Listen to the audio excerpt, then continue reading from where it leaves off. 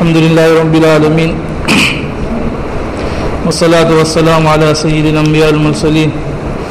أما بعد فأعوذ بالله من الشيطان الرجيم بسم الله الرحمن الرحيم وأقيموا الصلاة وآتوا الزكاة واركعوا مع الراكعين صدق اللہ العظیم۔ گزشتہ آیت میں اللہ رب العزت نے بنی اسرائیل سے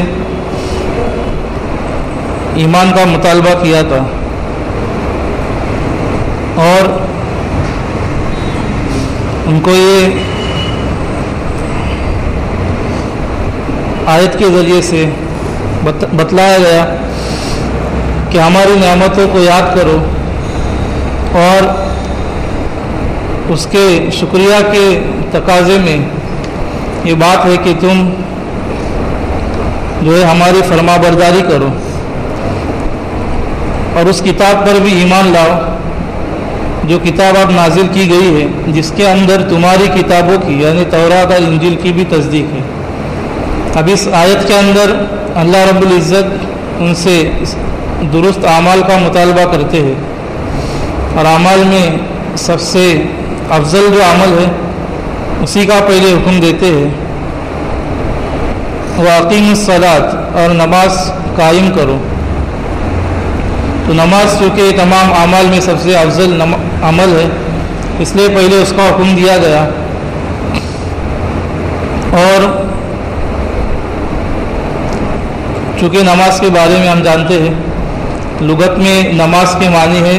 دعا، صلاۃ کے معنی ہے دعا، اور اصطلاح میں صلاۃ کہتے ہیں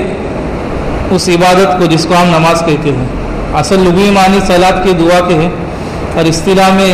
صلاۃ اس عبادت کو کہتے ہیں جس کو ہم نماز کہتے ہیں۔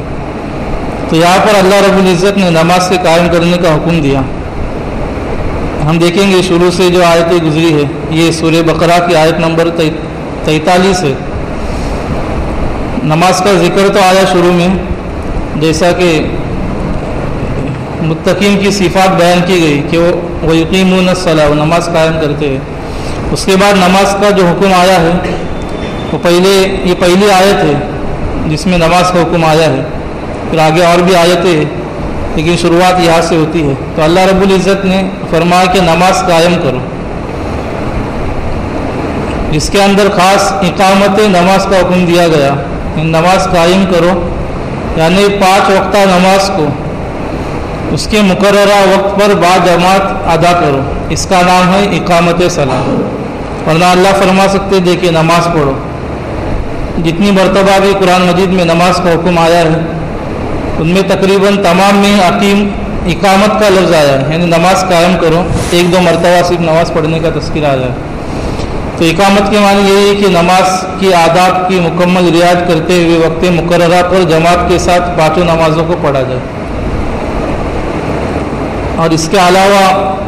اگر اس کے اندر سستی کی جاتی ہے، غفلت کی جاتی ہے، یعنی 5 کی جگہ پر کوئی 4 پڑھتا ہے یا 3 پڑھتا ہے یا کبھی پڑھتا ہے کبھی چھوڑ دیتا ہے یا کبھی با جماعت پڑھتا ہے کبھی اکیلا پڑھتا ہے، تو اس کو اقامت صلاۃ نہیں کیا جائے۔ تو نماز کے جو فوائد بتائے گئے حدیث کے اندر بھی اور قرآن مجید کے اندر بھی، ان الصلاۃ تنہی عن الفحشاء والمنکر، کہ نماز بری باتوں سے روکتی ہے۔ تو اس وقت نماز روکیں گی جب نماز قائم کی جائیں گی۔ صرف اگر نماز پڑھی جائیں گی تو وہ نماز جو ہے ہم کو برائی سے روکنے والی نہیں بنے گی، اور اگر نماز قائم کی جائیں گی تو وہ نماز ہمیں برائی سے روکنے والی بنے گی۔ تو نماز قائم کرنے کا حکم دیا گیا ہے، اور نماز ہر مسلمان بالغ مرد اور عورت پر 5 وقتہ دن میں فرض ہے۔ ہر مسلمان مرد اور عورت پر جو بالغ ہو چکا ہے اس کے اوپر نماز فرض ہے۔ اب اسے بالکل بھی گنجائش نہیں ہے کہ وہ نمازوں کو دنیاوی کاموں کے لیے چھوڑ دے۔ سب سے افضل عمل تو دنیاوی کام کے لیے نماز کو چھوڑ دے یا آگے پیچھے کرے یا قضا کرے، یہ اس کے لیے جائز نہیں ہے، بلکہ جو دنیاوی کام ہے اس کو نماز کے لیے آگے پیچھے کرے۔ 5 وقتہ جو نماز ہے، فرض نمازیں، دنیاوی کام ہے، نماز کے وقت میں اگر کام نکلتا ہے تو اس کام کو بعد میں کرے، نماز کو پہلے پڑھے۔ نماز پڑھنے کے بہت سارے فضائل حدیث مبارک کے اندر آئے ہیں، اور نماز چھوڑنے کے اوپر اسی طرح وعیدیں بھی آئی ہے۔ تو اللہ رب العزت نے اس آیت کے اندر پہلے جس عمل کا حکم دیا، اصل اس میں مخاطب تو بنی اسرائیل ہے، موجودہ بنی اسرائیل ہے، کہ ان سے مطالبہ کیا جا رہا ہے کہ پہلے ایمان لاؤ اور پھر نماز بھی قائم کرو، اور اسی کے ساتھ ساتھ سارے لوگ بھی اس کے مخاطب ہے جو ایمان لائے کہ وہ نماز قائم کرے۔ ہجرت سے 1 سال پہلے نماز جو ہے فرض ہوئی، 5 وقتہ نماز، یعنی جب معراج سے واپسی ہوئی اس کے بعد نبی کریم صلی اللہ علیہ وسلم نے بتایا کہ 5 نمازیں دی گئی۔ اس سے پہلے 2 نمازیں تھیں، ایک سورج طلوع ہونے سے پہلے یعنی فجر کی نماز، اور ایک سورج غروب ہونے سے پہلے یعنی عصر کی نماز۔ یہ 2 نمازیں فجر اور عصر کی نمازیں تھیں، اور ہجرت سے 1 سال پہلے معراج کے واقعے کے بعد پھر یہ 5 نمازیں فرض ہوئی۔ اب ہر مسلمان بالغ مرد اور عورت پر یہ نمازیں فرض ہے، اگر نمازوں کو چھوڑے گا تو گنہگار ہوگا، اور جو وعید ہے نماز کو چھوڑنے کے بارے میں ان وعیدوں کے اندر وہ داخل ہوگا۔ وَآتُوا الزَّکَاۃَ، اور زکوٰۃ ادا کرو۔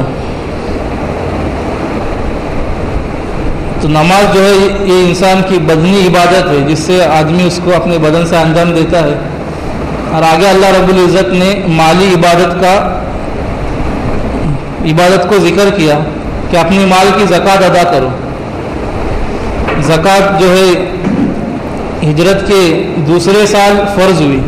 کہ اپنے مال میں سے جس کا نصاب بنتا ہے، جو زکوٰۃ کا نصاب ہے اتنا اگر اس کے پاس مال ہے تو اس مال میں سے 40واں حصہ اس کو جو ہے زکوٰۃ نکالنی ہے۔ زکوٰۃ یہ عربی کا لفظ ہے جس کے معنی آتا ہے پاک صاف ہونا، ایک معنی تو پاک صاف ہونا، یعنی جب آدمی اپنے مال کی زکوٰۃ نکالتا ہے تو اس کا جو حلال مال ہے وہ اور بھی زیادہ صاف ستھرا اور پاک ہو جاتا ہے۔ اور دوسری معنی آتی ہے بڑھنا، چونکہ جو آدمی اللہ کے نام پر اور اللہ کے لیے مال خرچ کرتا ہے تو اس کی وجہ سے اللہ رب العزت اور زیادہ اس کے مال میں برکت دیتے اور اس کا مال اور زیادہ بڑھتا ہے۔ تو زکوٰۃ کا بھی حکم دیا گیا کہ جس کے پاس نصاب کے بقدر مال ہے وہ اپنے مال کا 40واں حصہ زکوٰۃ ادا کریں۔ تو جب آدمی نماز پڑھے گا تو حب جا یعنی اس کے اندر عاجزی پیدا ہوگی، اپنے سر کو جھکائے گا، رکوع کریں گا، اپنی ناک اللہ کے سامنے رگڑے گا تو اس کے اندر سے تکبر اور غرور یہ ساری چیزیں نکل جائیں گی، اور اپنی جو بڑائی ہے اس کے اندر سے نکل جائیں گی۔ اور جب مال ادا کرے گا، زکوٰۃ ادا کرے گا، تو جو مال کی محبت ہے وہ اس کے دل میں کم ہوں گی۔ تو اللہ رب العزت نے حب جا یعنی اپنی بڑائی، غرور، تکبر کم کرنے کے لیے نماز کا، اور مال کی محبت کم کرنے کے لیے زکوٰۃ کا یہاں پر حکم دیا۔ وَارْكَعُوا مَعَ الرَّاكِعِينَ، اور رکوع کرو رکوع کرنے والوں کے ساتھ، یعنی نماز پڑھو، یہی مطلب ہے۔ یہاں پر بہت سی مرتبہ جز کہہ کر کل مراد لیا جاتا ہے، یعنی رکوع سے یہاں پر مراد ہے نماز پڑھو۔ بہت سی جگہ پر سجدے کا ذکر آیا اور اس سے مراد پوری نماز ہے۔ رکوع کرو یعنی نماز پڑھو، اور خاص طور پر یہاں پر رکوع کا ذکر اس لیے کیا گیا کہ یہودیوں کی جو نماز تھی اس کے اندر رکوع نہیں تھا، تو ان کو یہ کہا گیا کہ رکوع کرو رکوع کرنے والوں کے ساتھ، یعنی جو مسلمان اسلام والے ہیں تم بھی اسلام لے آؤ، اور وہ جس طرح نماز پڑھتے ہیں رکوع سجدے کے ساتھ تم بھی رکوع کے ساتھ نماز پڑھو، یعنی آپ تم اپنی شریعت چھوڑ دو اور شریعت محمدیہ کے اندر داخل ہو جاؤ۔ تو ان آیتوں کے اندر اللہ رب العزت نے خاص طور پر بنی اسرائیل کو مخاطب کیا، لیکن سارے ایمان والے اس کے اندر داخل ہے، جس کے اندر اللہ رب العزت نے خاص طور پر نماز اور زکوٰۃ کا حکم دیا۔ قرآن مجید میں بہت مرتبہ نماز کے بارے میں حکم آیا ہے، وہ نماز کی اہمیت کو بتلانے کے لیے کہ نماز کیسی اہم اور محتم بھی شان عمل ہے کہ ہر مسلمان مرد عورت کے اوپر وہ 5 وقتہ دن میں فرض ہے، اور اس کے اندر کوتاہی کرنے والا، اس کے اندر سستی کرنے والا اللہ رب العزت کی غضب، اور اللہ رب العزت نے اس کے بارے میں وعید نازل فرمائی ہے۔ وَأَقِیمُوا الصَّلَاةَ وَآتُوا الزَّکَاةَ وَارْكَعُوا مَعَ الرَّاکِعِینَ، اور قائم کرو نماز اور دو زکوٰۃ کو، اور رکوع کرو رکوع کرنے والوں کے ساتھ۔ تو رکوع کرو رکوع کرنے والے کے ساتھ اس میں بیان القرآن کے اندر مولانا اشرف علی تھانوی رحمۃ اللہ علیہ نے اس کا ترجمہ اس طرح بھی کیا کہ عاجزی کرو عاجزی کرنے والوں کے ساتھ، یعنی جب آدمی اللہ کے سامنے جھکے گا صحیح دل سے تو خود بخود اس کے اندر سے غرور تکبر نکل جائے گا، اس کو اپنی वक़्त पता चलेंगी कि मेरी क्या हैसियत है अल्लाह रब्बुल इज़्ज़त के सामने, तो खुद ब खुद जब वो नमाज इस तरह पढ़ेगा, रुकू करेगा, तो उसके अंदर आजिज़ी पैदा होंगी। इसलिए कहा कि आजिज़ी करो आजिज़ी करने वालों के साथ।